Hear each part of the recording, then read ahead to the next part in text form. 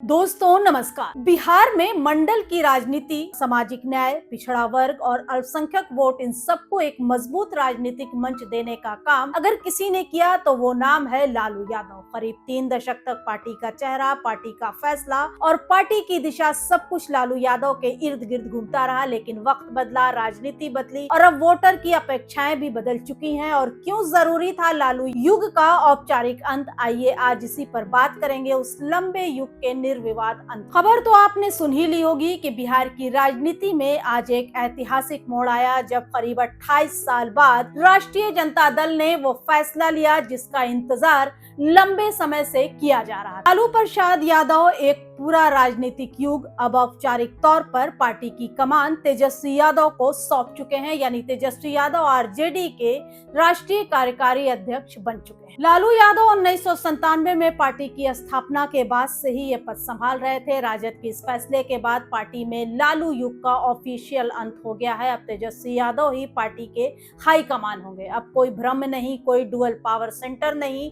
RJD का high command अब सिर्फ और सिर्फ तेजस्वी यादव हैं। ये सिर्फ पद परिवर्तन नहीं बल्कि राजनीतिक विरासत का औपचारिक ट्रांसफर, पुराने दौर से नए दौर में प्रवेश और बिहार की सत्ता की नई लड़ाई की शुरुआत है। और लालू यादव का सबसे बड़ा राजनीतिक दांव। लालू यादव जानते हैं कि आज की राजनीतिक भावनाओं से नहीं चलती बल्कि परफॉर्मेंस से चलती है। और यही वजह है कि उन्होंने अपने जीवन काल में ही तेजस्वी यादव को पार्टी का निर्विवाद चेहरा बना दिया। ये फैसला बताता है कि लालू यादव अब भावुक पिता नहीं बल्कि ठंडे दिमाग में रणनीति की भूमिका में है। अब सवाल सबसे बड़ा यह है कि क्या तेजस्वी यादव लालू यादव से आगे आरजेडी को ले जा पाएंगे। मजबूत पक्ष, युवा चेहरा, युवा सोच और सबसे बढ़कर जंगल राज से अलग छवि, ये सबसे बड़ी चुनौती है तेजस्वी यादव की। लालू प्रसाद यादव एक ऐसा नाम जिसने 3 दशक तक बिहार की राजनीति की दिशा तय की। लेकिन अब सवाल यह है कि क्या लालू युग सच में खत्म हो चुका है, और अगर हाँ तो क्या तेजस्वी यादव आरजेडी को नए दौर में ले जाएंगे। पिछले कुछ सालों से आरजेडी एक डुअल पावर सेंटर की स्थिति में फंसी हुई थी। एक तरफ लालू यादव का करिश्मा और विरासत, तो दूसरी तरफ तेजस्वी यादव की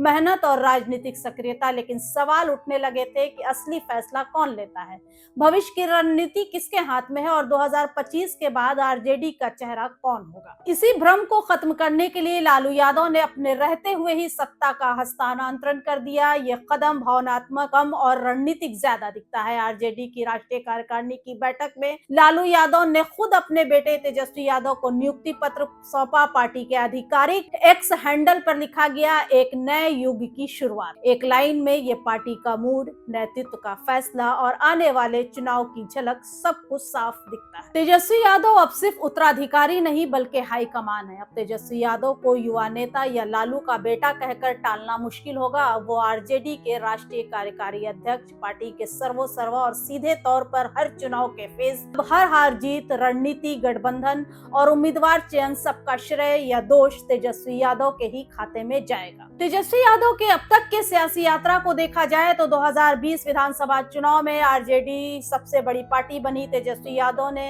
नीतीश कुमार को कड़ी चुनौती दी। 2020 में महज कुछ सीटों से सरकार बनते बनते रह गई। 2022-23 में उप मुख्यमंत्री बने, रोजगार का एजेंडे को राष्ट्रीय मुद्दा बनाया, 10 लाख नौकरी का वादा जन जन तक पहुंचाया। ये साफ है कि तेजस्वी यादव में मेहनत है लेकिन जमीनी पकड़ कमजोर है, और सीखने की क्षमता भी है लेकिन राह आसान नहीं है। तेजस्वी युग की सबसे बड़ी चुनौती यही है कि अब तुलना सीधे लालू यादव से होगी। अब देख लेते हैं कि चुनौतियां क्या क्या हैं। जातीय समीकरणों पर सीमित पकड़, बीजेपी की आक्रामक राजनीति, नीतीश कुमार की अनिश्चित चाल, इसके अलावा आरजेडी को अब सिर्फ एमवाई यानी मुस्लिम यादव राजनीति से बाहर निकलना है। ईबीसी, दलित और युवा वोटरों को जोड़ना, शहरी क्षेत्रों में भी जगह बनानी होगी, और सबसे बड़ी चुनौती जो है वो है जंगल राज के छवि को तोड़ना। अगर तेजस्वी यादव रोजगार, शिक्षा, स्वास्थ्य और पलायन जैसे मुद्दों को ईमानदारी से आगे बढ़ाते हैं तो आरजेडी एक बार फिर सिर्फ सामाजिक न्याय की पार्टी नहीं बल्कि विकास की राजनीति करने वाली पार्टी